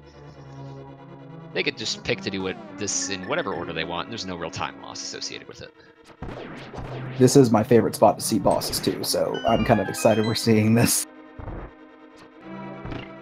So let's play a game, Chad. What kind of boss are we going to see in the back of Skullwoods? Personally... Keep in mind... Go ahead. Oh, yeah. Go ahead. I was going to say, keep in mind, we haven't seen Trinex. We have not seen Cold Stare. Even though it doesn't matter, these are bosses that we haven't seen, so... Personally, I think we're going to see a vanilla Mothula. What about you? I'm hoping for Blind. I want to see these guys deal with Blind, because even with Kane and Samaria, it's like... It's just my least favorite one to see on my own runs. Fear, why'd you walk up to that to take that hit? I guess you can't Fire Rod through that? I thought you could Fire Rod through those sparks. I don't think you can. I know in particular that at least the anti-fairies have a hitbox for the Fire Rod, as with some certain setups of the spooky action glitch in Mire. Hey, look at you, Burn the Witch. because we do have a vanilla moth. That is actually 2 bosses that have been vanilla. Is this even randomized? Yes, I went there. Deal with it. Oh man. Put on your cool guy shades. Yes, I am the cool guy. So very well done on both ends. Liam basically getting a script out of blind, and FEARAgent getting that Mothula kill down very well. And we have simultaneous boss kills, simultaneous sword spins. We've got FEARAgent on their last crystal now, going to Desert Palace. Does not look like we're going to get a pedestal check from FEARAgent, though. Oh, I thought it was going to happen. I don't blame him in the slightest. In his situation, I feel like he probably feels like he has a good shot. He hit go mode relatively early. You don't want to go out of your way to do unnecessary things just to put yourself in a worse position. Like, he could get something good out of checking pedestal like powder or the level 4 sword, but is it really worth spending the additional 30 seconds when you're already in go mode? Yeah, there's no doubt. Anytime you're in go mode, if you don't, unless it's a quality of life thing, even in pedestal sense, most runners aren't going to check pedestal if they don't have to. If it's because a lot of things could still be in Ganon's Tower, quality of life wise, powder, half magic. We've already found our silvers and have our tempered sword, so that's already more than an NMG run. So gold sword is, like you said, pretty inconsequential when it comes to how much time it saves you. Now, Desert Palace ain't one of those ones that's like, oh no, what are we going to see here? Because it's just an empty room.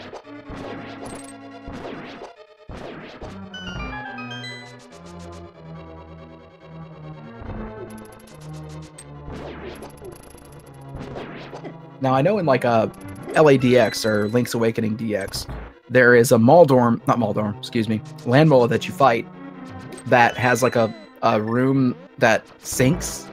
That would have been really interesting. Quicksand, yeah.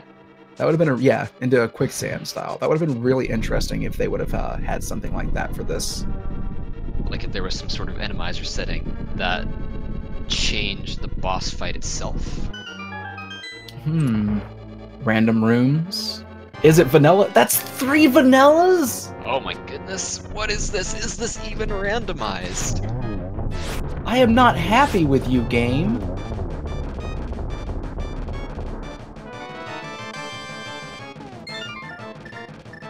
You know, you mentioned Helmasaur in Moldorm 2.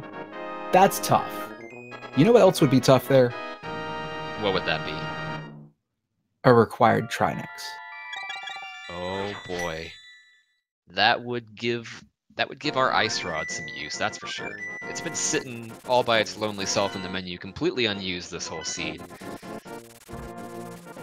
We gotta give it some action. We gotta give it a chance to do what it was meant to do. So that is very true, and we are running short on time for this, but that is crystal number 7. We are heading up to GT, Ganon's Tower. Get your guesses in chat. The game has been started by Mind of Me. Thank you so much for that. 1 through 22 for the big key. Where do we want that big key to be today, Mr. Witch?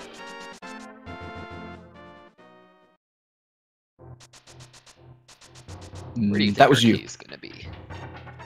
I did not hear your guess. I don't know if you're sorry. I think my Discord cut out for a moment there. My guess, I would say let's go with the lucky number 7. That's one of my favorite numbers. Lucky number 7. So here's the deal. I choose 11 every time because that is the normal route of Rando Room, and I like that idea because Rando Room is only unique, and it's like a unique room in Ganon's Tower. You don't see it unless it's Rando. I'm gonna go with vanilla though. We're gonna have to kill all 3 bosses because Randomizer. So, and I'm gonna call as well that we're going to get Ice Moldorm. Ice Moldorm. Well, we may not even end up getting to see which boss we're gonna fight on ice this seed, depending on where that big key is.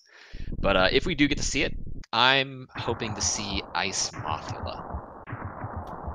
That's kind of fun too. With Tempered Sword, it's not nearly as difficult, but that's a fun thing to see because they can end up having to chase after the moth all the time. But yeah, Ice Moldorm is fun because if you're not careful, you hit it and you just end up going the other way. Another fight that's fun on ice, by the way, is Helmasaur.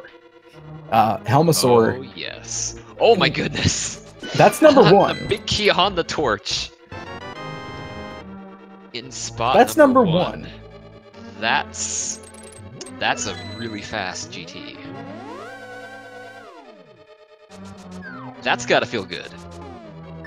If I'm FEARAgent right now, I'm feeling great about that big key. Because it looked like he was starting up some Dark Magician strats, going straight to the left without checking Hope Room, and he immediately gets rewarded. It's not a huge time loss to check Hope Room before going over to the left side, which is generally the normal route that most people take. But it is a good 15-20 seconds that FEARAgent might now have on Liam, in addition to the lead he already had. I am highly disappointed in this game right now. Don't even give me my ice bosses. Yeah, we won't even see what's down there now.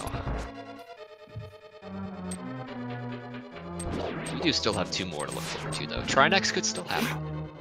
Not out of the question. Did you see that in this this spike room here? What happened? He almost got sniped by a Beamos. There's a Beamos hiding under the bridge. That room can be really rude with the enemies that decides to just sort of hide out of sight underneath that bridge there. The gauntlet is always weird in Randomizer because one, there's no Beamos, but you do end up having to deal with some interesting formations and like the Wizrobe rooms, especially Wizrobe 1, because they'll end up being over the hole, and it's going to be a lot harder to hit them. So that's always an interesting formation to come across. And the room where you dash through with the falling bridge and the conveyor belts, that's an interesting one too, because you could get a spike there or anything that could be just really trolly and really detrimental. Just some more Palace of Darkness and Turtle Rock spike action, huh? Exactly. Those small confined spaces. Gotta love it when you come across a spike on a bridge. Name a more iconic duo.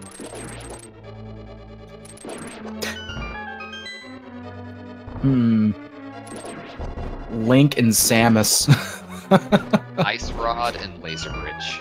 Yes, Ice Rod and Laser Bridge. That's the more iconic duo right there.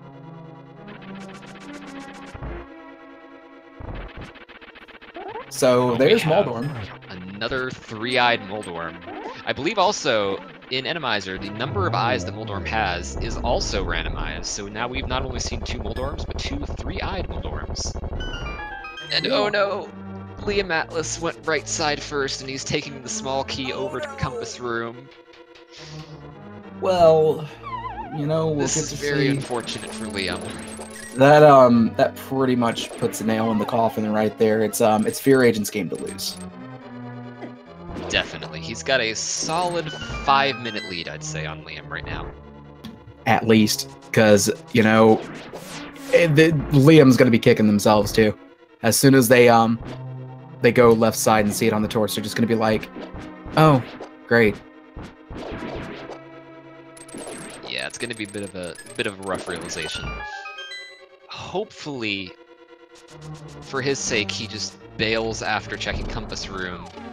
Okay, good. Just gonna grab a small key and leave. Not gonna do no crazy full right side plays. That's for insane people.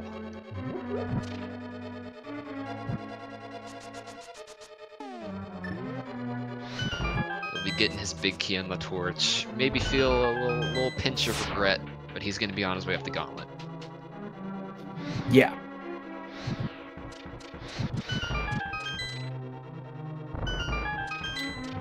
And FEARAgent's just going to be probably checking maybe the chest to see if they get a key. Maybe hoping for half magic just in case. Half magic or powder, considering he's pretty low on health right now, and well, okay. The Maybe next room may not have. Yeah. Not even going for that chest. Not going for that chest, yeah. Oh, We have wow. Moldorm. That's pretty anticlimactic, actually. That's a Mothula, yeah. Mothula and Moldorm spot. It's like I got my bosses mixed up. I got my M's backwards. And considering we saw Moldorm in the Landmo spot, it's okay. At least it wasn't vanilla. And just oh French vanilla. My goodness, this conveyor belt room is gross, to say the least. That's a really rude room. Especially when they put the big old spike trap directly in the center. How do you feel about that room, Unknown? Do you like it? Like I never want to go through it. Almost getting that triple. If he could have got that swing off, oh man. I hate those square patterns. Those square patterns are pain.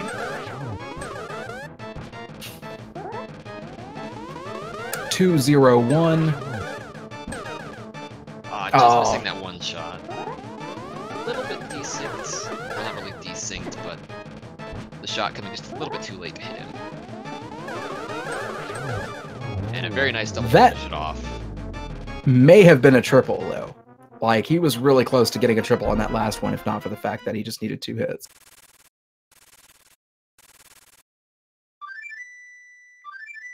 And FEARAgent fluting over to the Ganon fight while Liam Atlas is approaching Moldorm 3 in the Landmo 2 spot. So FEARAgent's going to be landing at around 146.33, falling in at 146.34. Did you catch that little graphical glitch with the Moldorm there? Moldorm... Like he was kind of buried in the ground. Oh, wow. Yeah, wow. That was kind of strange. This is pretty much going to be a run-of-the-mill Ganon fight for Rando. Tempered Sword, Silvers. Short of falling, FEARAgent's got this. FEARAgent getting a really nice spot for Ganon to be sitting in for phase 2. Just gonna spin attack him all day long.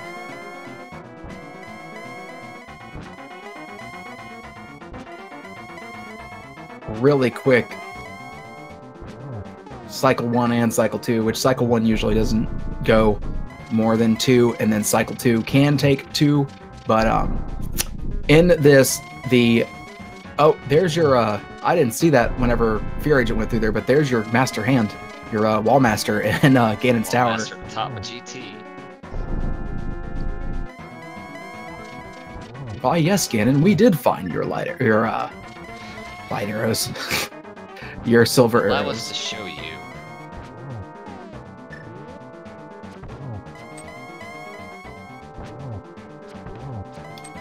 And FEARAgent going for the double hits, but not quite set up in the right spot to do the double hits. One last shot. There it is. The big pig has been slain. FEARAgent going to finish with a very, very good, very, very well done time for an all-dungeon seed. GG to FEARAgent. Do you have SRL up? What's the official SRL time on this? Give me a few moments and I will have that pulled up. I actually don't have it open. My apologies. Oh, never mind. Mind of me literally being an amazing person today. We've got FEARAgent with their official SRL time, 1:48:20.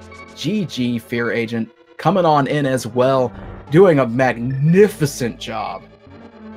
GG FEARAgent. GG's. So let me give you this picture here. You're going up Death Mountain to go check East Death Mountain. Liam Atlas is in Ice Palace. Liam Atlas checks a hint tile and says, those boots are in Super Bunny Cave. Meanwhile, you get your boots and get the bow and hit go mode immediately. Yeah, I figured, I've been watching the restream, and I figured the difference was him going to Ice Palace. Did he full clear it? He did. Yep. He went there first before going up to East Death Mountain, Dark World, so you ended up having that advantage on it, and that's honestly where it just went. Just completely different there. He ended up having to do that full dungeon, and that's about the difference in time. Ice Palace full clear. Yeah. I was really surprised. When I hit go mode, I felt good, but I had a lot to do. I'm surprised I finished in under an hour and 50 minutes. So, yeah. Yeah, that's a really, really good time for an all dungeon seed, especially for Randomizer when it throws in all that extra nonsense that you have to figure out how to deal with. So very well done. Yeah, thanks. And I also felt really slow because I full cleared everything before Aga, the first Aga. So did Liam Atlas. Oh no. Liam Atlas taking a death on Ganon. Luckily, not a very costly one, only at the very beginning of Phase 1. It's only going to cost him about 10 seconds or so. Not too bad at all. I felt good about all of my decisions except for 2. I don't like that I went to Pod after Aga, and I don't like that I went to Left Side Swamp. Even though I had a lot of items still that I needed, and there was 2 over there, I just had that feeling. Both times, I had that feeling of like, this is the wrong play. Other than that, I felt like my routing was really good. There was a lot of things that actually worked in your favor for the routing. The fact that you went to Stumpy first and got your mitts. Your decision in Thieves Town, by the way, was really well played. Going ahead and doing the boss first and realizing that all the dungeon items were basically in the back, that saved you so much time. Yeah, I knew I needed to take a shot at skipping stuff, especially since the swamp play didn't pan out. I should have skipped that stuff too. So I was like, I knew I had to take some risks, and I think I realized that Meyer was open, and Meyer felt important. And so when I went, that was my, I didn't want to do the Smiths. That was another dumb thing. I shouldn't have done the Smiths. But going to Meyer and getting the Fire Rod, and I realized that we had TR access. So what I was actually planning on doing was clearing Meyer, and then going and clearing TR, and then going to Skullwoods, and then pulling Ped. That was my plan. But then I accidentally hit go mode on my way to TR. So here you have it, folks. The only runner that is like, I accidentally hit go mode. So with that, though, well in your favor. Oh yes, it did. And with that, Liam Atlas is actually has finished with an SRL time of 152.13. GG to Liam Atlas. Go ahead and pull them on in here too, so we can just go ahead and get this dual interview out of the way.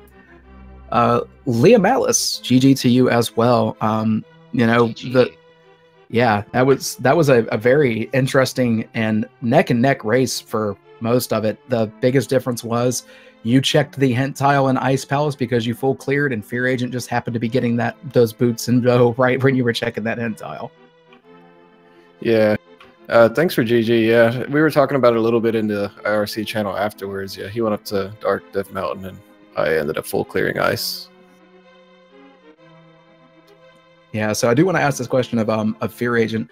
I asked this to chat and to Megawatt, and I kind of want to know y'all's thoughts about it, with Randomizer being the big thing and the big feature of this today. What boss fight in what boss room is just the one you don't want to see, and why is it Trinex and Moth? I mean, I think you named it with Trinex and Moth, but honestly, that blind fight gets pretty close. Blind and Pod is annoying because you can't really hit him when he's up at the top. Yeah, I think I got stuck in the spikes too, trying to be aggressive. You did. You actually glitched through the spike. I thought you were about to get locked back there and get stuck on spikes. That was really weird. I've never seen that before. I said Trinex and Moth. That one's rough, but I hate Blind and Moth. That's without having the Cane of Samaria. That one's tough. You know which fight I didn't like? I didn't like Helmasaur on in Hera, especially because I almost died. Yeah, that one's annoying because for some reason when he's like directly over the hole, he stops taking damage. So you just have to. It's just weird when he's placed there. It just doesn't like that spot. Yeah, it's super awkward. So I was right calling that earlier. I wasn't sure about it because I've noticed it in my own playthroughs, but I've never heard anybody mention it before. So yeah, that's really annoying that he doesn't take any kind of mask damage when he's over that hole. I think it's even without the mask, because I hit him a couple times with my hammer and it didn't register. And I thought it was because I had my sword out, but I mean, I have no idea. Yeah, I know now I'm 100% sure the mask is for 100%. I'm not sure about without the mask. That's just such an annoying feature, I guess, of Randomizer. But Randomizer is an amazing mode.